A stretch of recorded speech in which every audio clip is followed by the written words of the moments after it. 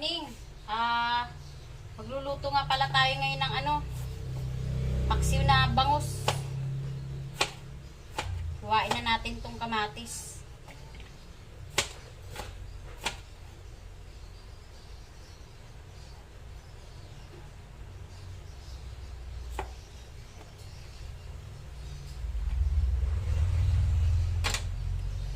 Huwain na natin yung kamatis.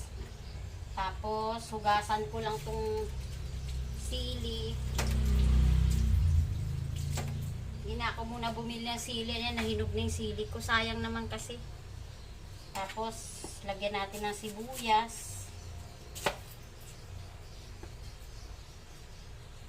Huwaan na rin natin ng sibuyas.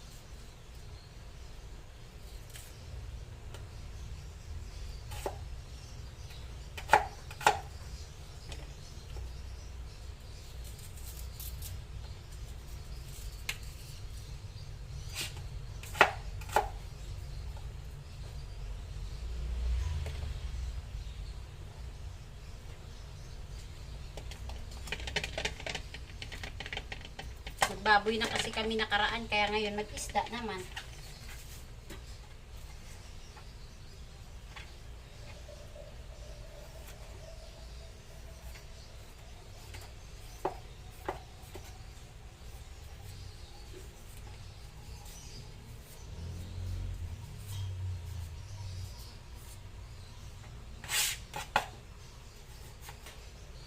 Luya.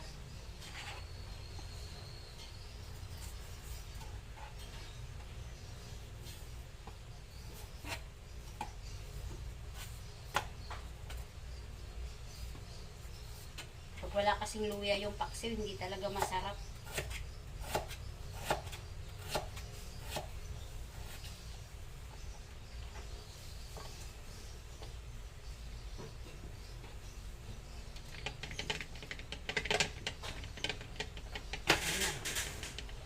Ayan. Sili, kamatis, luya, sibuyas. Yan yung sa paksiw ko. Kasi lahat ng ingredients dun sa inano ko na eh. Ilalagay ko na.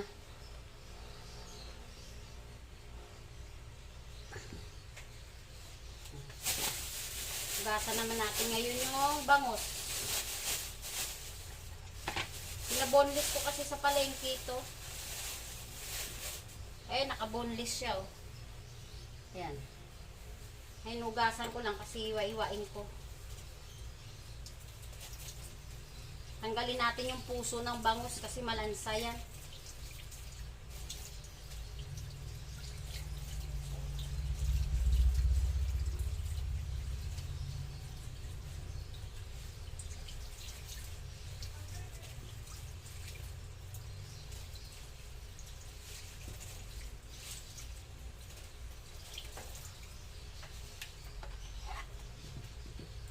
Tapos hiwain ko lang po sa hiwain ko lang sa 4.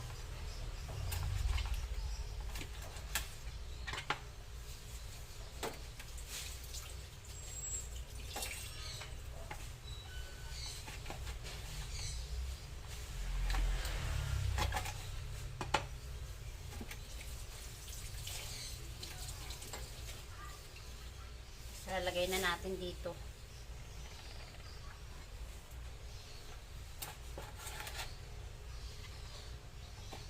Tanggalin ko na lang yung pinakadulo niya. Tapon ko na lang kasi kahit pa paano may natirang tinik yan eh.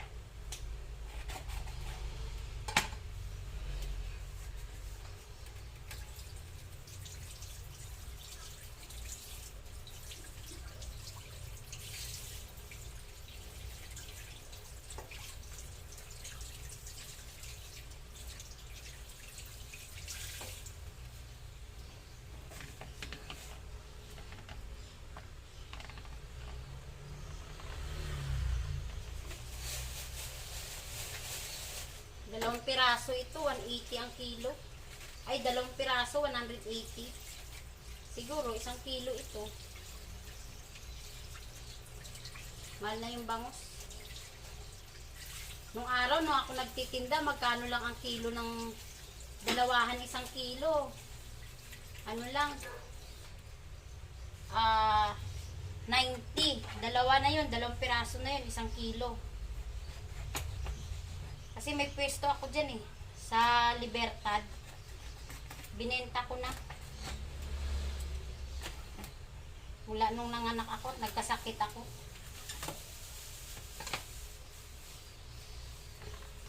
Magkano lang kilo nito dati? Dalawahan 1 kilo, 90. Ngayon, grabe ang mahal. Doble. Dalawahan 1 kilo, 180 na. Nagdoble ang presyo.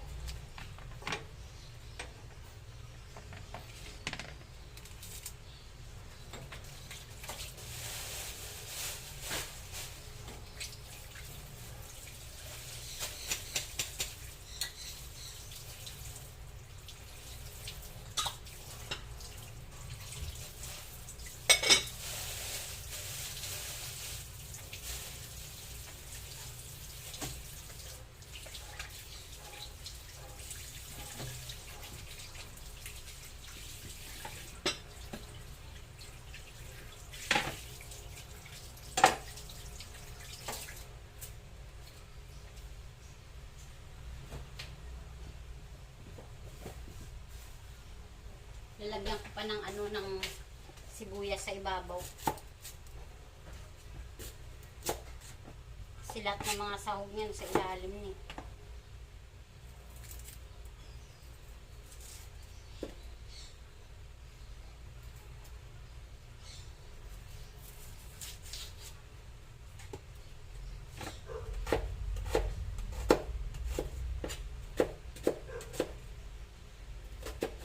Ng kutsilyo ko. Lagyan ko ng sibuyas.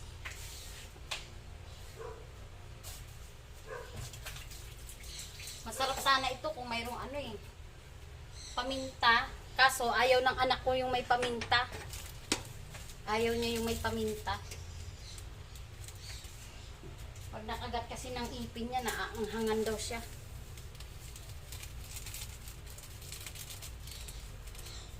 Bechin. Tapos, lagyan ko na ng asin.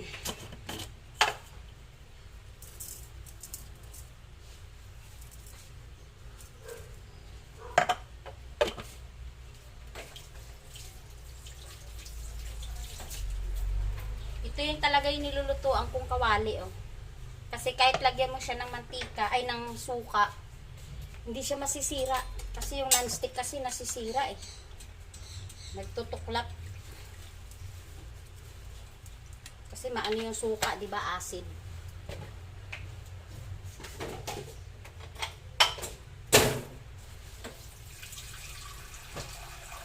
Lagyan ko na ng asin yan, bechin, at saka suka. Ito naman tubig. Lagyan natin ng tubig.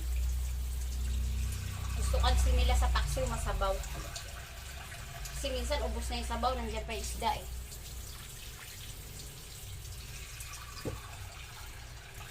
Ako naman gusto ko sana sa paksiw tuyo, lalo pag sa lalunggong.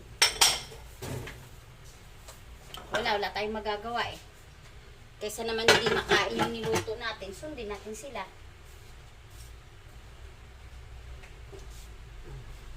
Salang na natin. Yan na, sasalang na natin yan. Yan, dyan lang yan. Gagawa naman tayo ng panibagong gagawin. Tasan muna natin ito.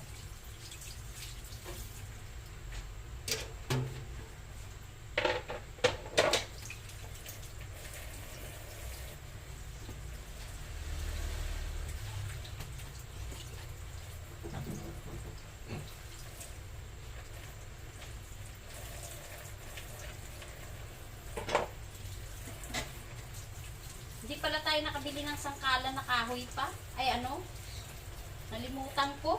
Saan ba yun lagi nakapwesto?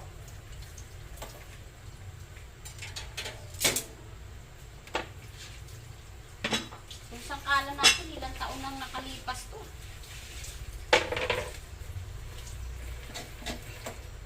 Nagkaapo na ako dito sa sangkalan ko to.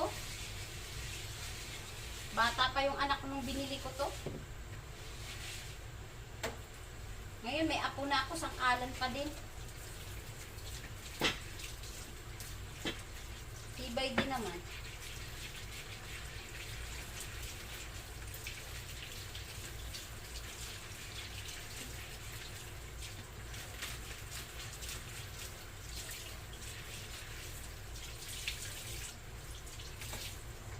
Tibay din naman tong sangkalan na to. Ayan o.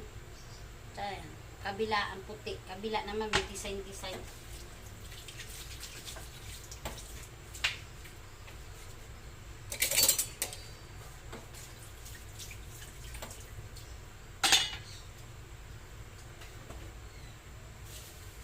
Iwa-iwain ko lang yung ano ng anak ko. Gusto niya kasi to eh. Yung tawag dito, honeydew. Ayan, honeydew. Pinabibili niya. Paborito niyang kainin.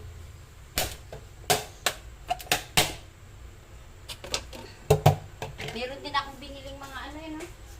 Marami yan, no? Mga pungkan at saka ano, mansanas. Dito tayo sa honeydew.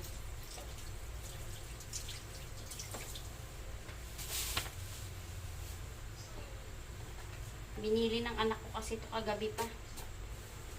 Ito yung gusto-gusto niyang kainin.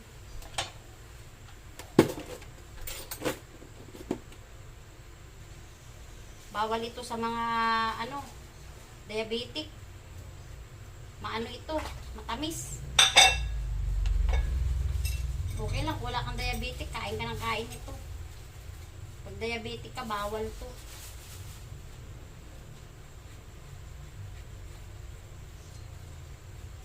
Matamis kasi itong honeydew na to. Pero meron namang hindi matamis. Meron naman yung parang medyo matabang-tabang lang. Pero ito kasi matamis talaga to. Yan. Lalo pag hinog na.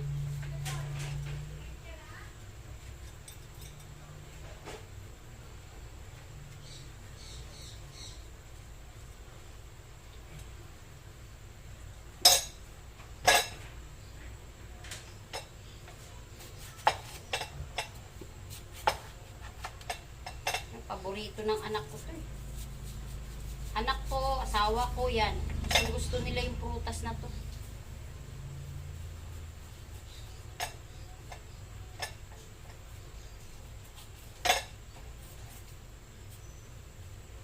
Binili niya kagabi yan. Ito lang naman kinakain niya sa prutas eh, yung anak ko.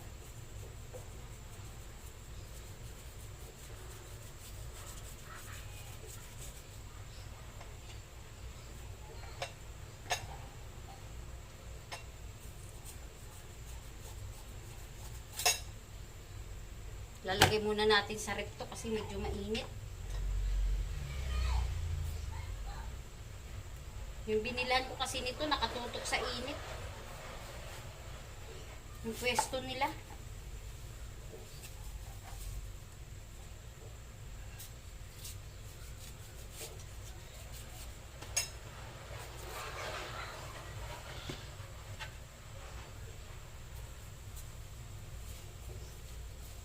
$80 ang kilo nito. Tinitimbang na talaga nung araw. Tansyahan na lang. Kahit mga itakwan, tansyahan na lang ang bentahan ngayon. Talagang timbang-timbang na. Sa mahal na mga ano rin siguro, transpo, gasolina. Pag once na nag-angkat sila,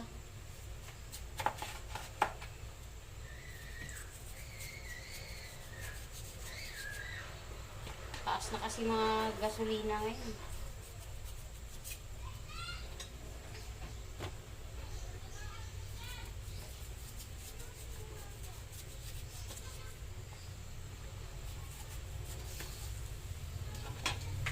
Kumukulo na siya. Masyado namang malakas yung apoy ko.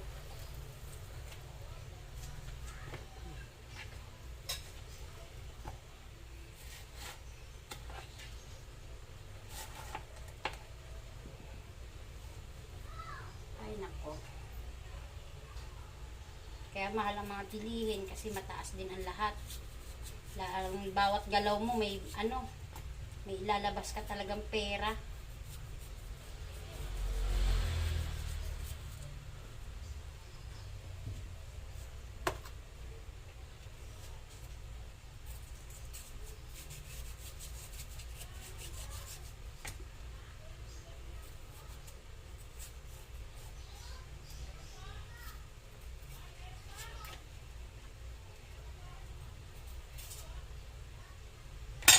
Ayan na. Tapos na natin yung honeydew natin. O, ayan na. Lalagay ko lang sa ref to para pag lumamig, kain na lang sila ng kain. Ayan na po. Luto na yung ating paksiw na bangus na boneless. Mabilisan lang talaga to. Ito naman napakadali lang naman lutuin kasi talaga yung mga ganito, mga isda-isda. Okay po. Bye! Manananghalian na po tayo.